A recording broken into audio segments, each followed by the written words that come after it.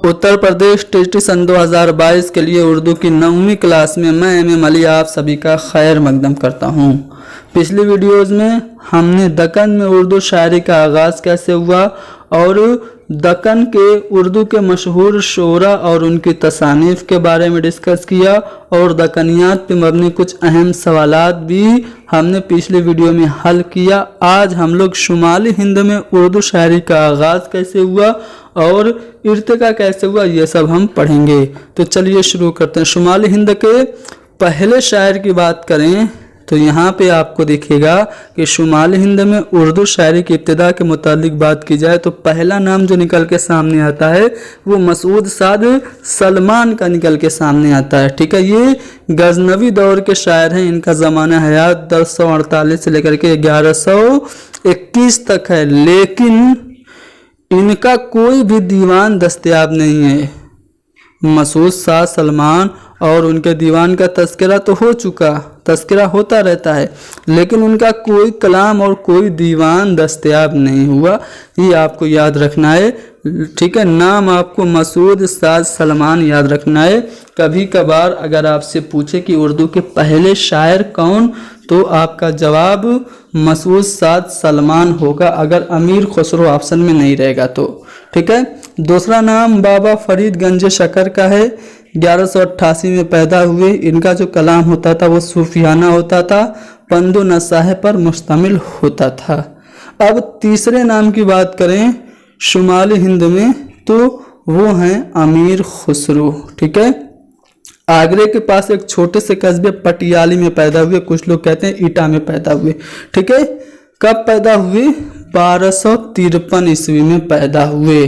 ठीक है, फारसी में तो वैसे इन्होंने काफ़ी सरमाया छोड़ा, मगर उर्दू अदब में इनकी अहमियत इनके हिंदवी कलाम की वजह से है। ठीक है, हिंदवी कलाम इनका उर्दू में है। अब देखिए अमीर खुसरो जो हैं ये उर्दू के पहले बाकायदा शायर माने जाते हैं।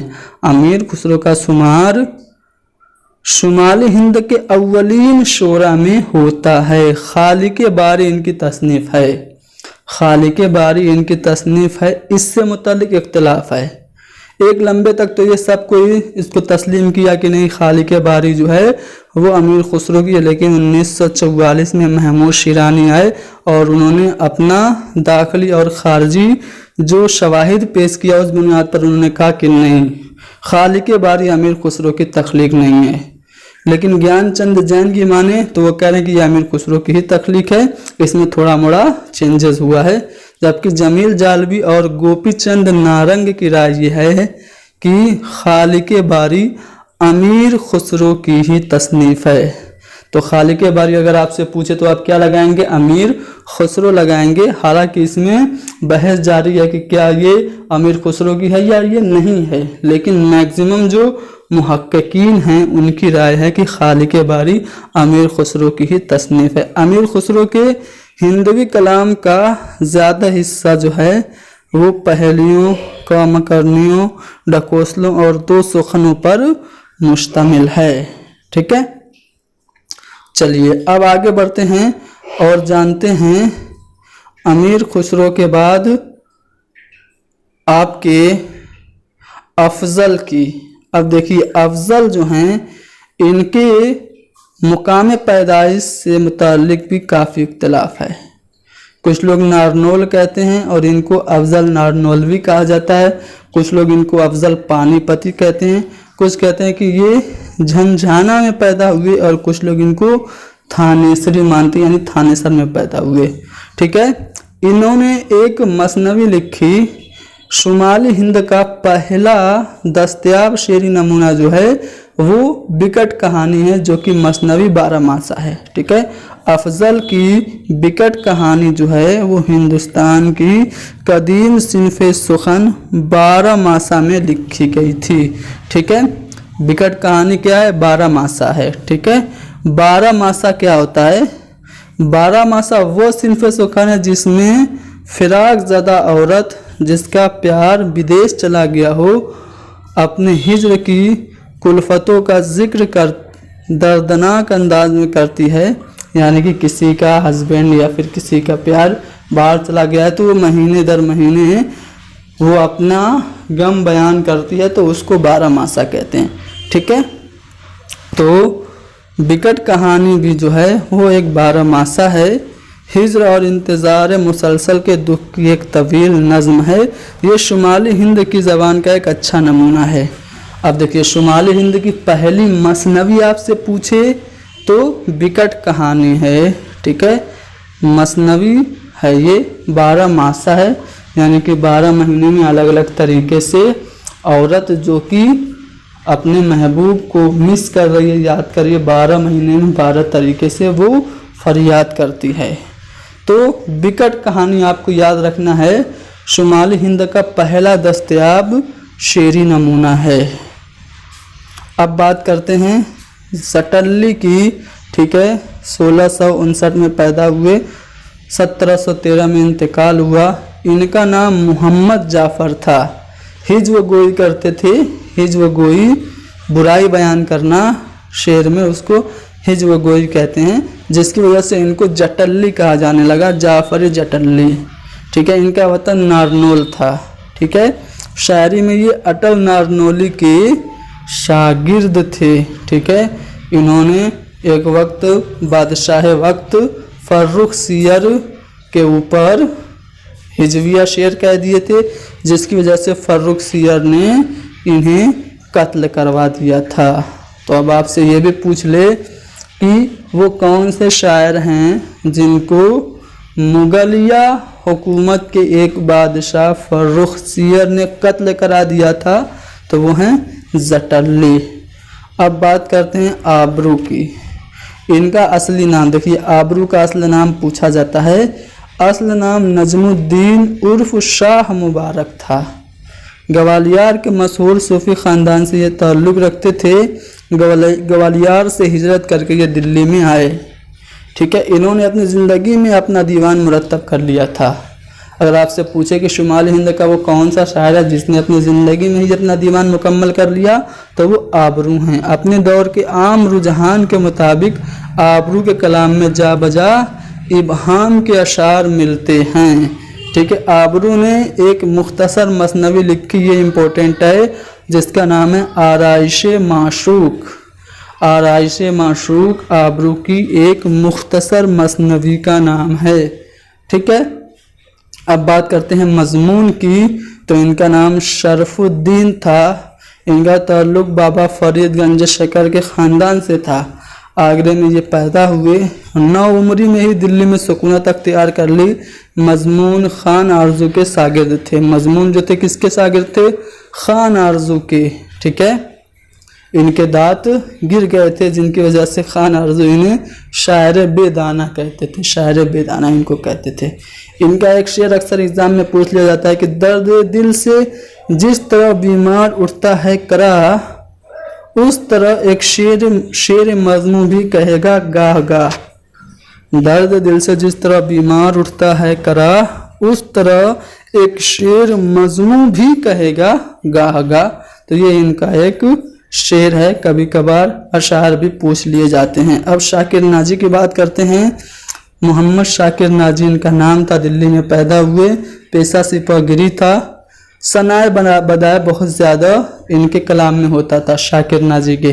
ठीक है, रेख्ता नाजी का है मुकम असास, बात मेरी बानिए इहाम है। तो सनाए और बदाए शाकिर नाजी के कलाम में होता था। अब फायज़ देहलवी की बात करते हैं। असल नाम इनका था नवाब सदरुद्दीन मोहम्मद खां। ठीक है, वली दकनी से काफ़ी मुतासिर थे। अक्सर उन्हीं के ज़मीन में अशारी कहते थे। ठीक है, इनके मतबूआ दीवान में सिर्फ 32 गज़लें हैं और बाकी नज़में हैं। ठीक है, तो फायज़ देहलवी के बारे में आपने जान लिया। अब बात करते हैं अंजाम की। इनका नाम अमीरुल्लाह खां था और लक़ब उम्दतुल मुल्क था।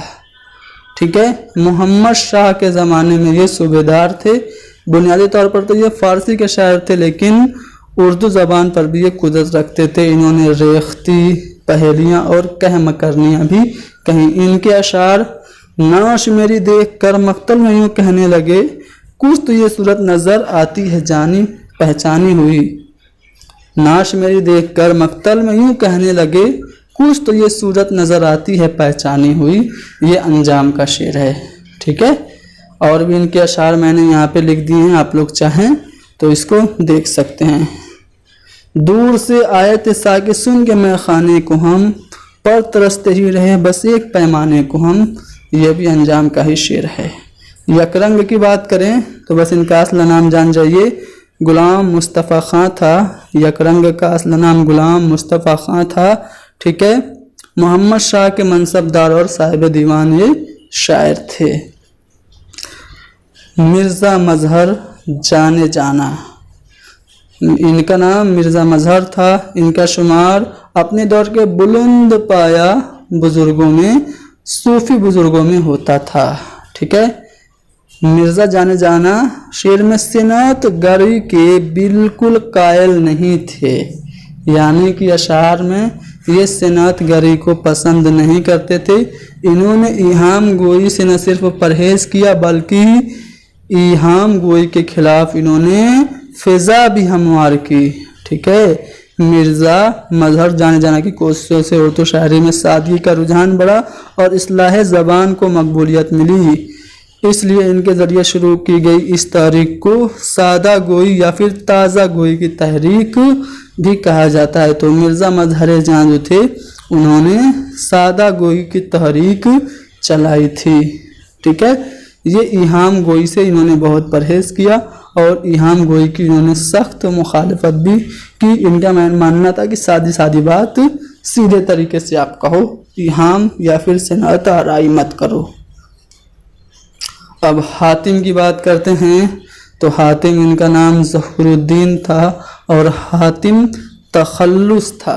ठीक है, इनका दीवान ज़्यादा है जो कि 1755-56 में ये बनाया गया था। इनका पुराना जो कलाम था, दीवान था, उसको इन्होंने फिर से असर नौ मुंतखब करके दीवान ज़्यादा नाम दिया था। तो यहाँ पे हमने शुमाली हिंद के मशहूर शोरा के बारे में पढ़ा। शुमाली हिंद में उर्दू के आगाज़ और इर्तिका से मुताल्लिक जो सवालात उत्तर प्रदेश टेरिटरी में पूछे जा चुके हैं उनको भी हल कर लेते हैं। पहला सवाल है कि उर्दू मसनवी शुमाली हिंद में ये जो किताब है उर्दू मसनवी शुमाली हिंद में किसकी है? तो ये गोपी चंद नारंग की ये तसनीफ़ है। अगला सवाल कि शायर बेदाना किसको कहा जाता है? तो मजमून को शायर बेदाना कहा जाता है। क्यों?